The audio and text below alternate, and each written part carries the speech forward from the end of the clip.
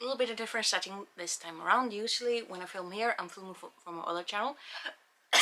But right now, I got so many books that I want to show you, and I would rather film it on my bed than on that chair in the corner. So, because right now I want to have a quick, like, show of hands, little plans of what I am, again, planning to read in autumn. So that would be September, October, November.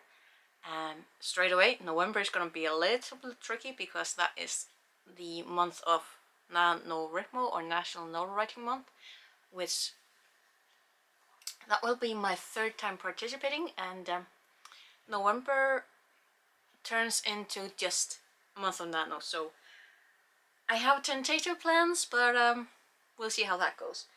So for honestly, should I go by month? Because I am gonna continue with my series of reading self-help books. No idea what noise that was. Because of that one stupid little post that I saw on Pinterest that absolutely caught me. So in September I'm reading You Are a Badass by Jen Sincero. I am also reading Tara Brach Radical Acceptance, having a bit of trouble with this one. And we got Zachariah Albert's Law of Attraction. Excuse the neighbors if you can hear them. And then we got Mark Manson's These of Art Are Not Giving a FCK. So that is October's pile of self-help books. Am I feeling smart reading these? No. Am I feeling a little dumb? Yes. Because that's September, and here's October's pile. Because I'm gonna read way more in October.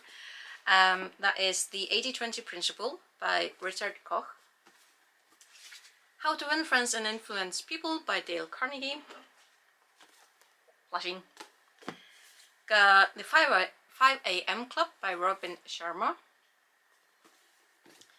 12 Rules for Life and Antidote to Chaos, Jordan B. Peterson. Why do I feel like he's been a bit on hot water? Anyway. And then Brian Tracy's Eat That Frog, which is the one book that I'm absolutely looking forward to because it's really short and it's got a frog on the front. Like, And then, so that's October. And then in November, that is 6 books. So Daniel Kahneman's Thinking Fast and Slow might be helpful in November. Grandmaster, Kevin Horsley. Not being subtle with this. Unlimited Memory. Might be helpful. Definitely in November. Brian Tracy again. No Excuses. Again. Potentially helpful in November. And Charles Duhigg, The Power of Habit, which really reminds me of Atomic Habits by, cannot remember. And then we got The Power of No, which, side note, is a very popular name for self-help books. I've got 2 of them. I think there were like 3 or 4 with this name. So we got Beth Wareham's version, which I actually think looks hilarious. And then we got James Altucher and Claudia Azula Altucher. So, I mean, the cover is pretty. So yeah, those are the tentative plans of self-help reading in the coming months. Go. But this month, on top of the self-help books, I really want to read some cozy mysteries. I got J.M. Hall's A Spoonful of Murder and A Pen Dipped in Poison, and Jesse Suchanto's Vera Wong's Unsolicited Advice for Murderers. They all have something to do with tea and food, so maybe that's my jam. As for October, I do have quite a few things planned. I have Daniel Defoe's Robinson Crusoe, because the story that I'm thinking about writing in nano. That might change, that's what can happen. Is a science fantasy rather than science fiction. Science fantasy version of Robinson Crusoe. Basically Robinson Crusoe in space. So obviously probably better to read the book before. But I also found Catherine Frank's Crusoe, which is about Del Defoe. Robert Knox was potentially the inspiration for the story and the creation of the myth. So I'd rather have the book, but at least start on this before I start writing because it just looks so interesting. And then I want to read, I think these are like middle grade books. I think middle grade young adult. S.J. Wills, Bite Risk. This is about werewolves, I think. The Other Ones by Fran Hart. This is about a haunted house. Sprayed edges. And then Jennifer Killick's Redwood, which is about something.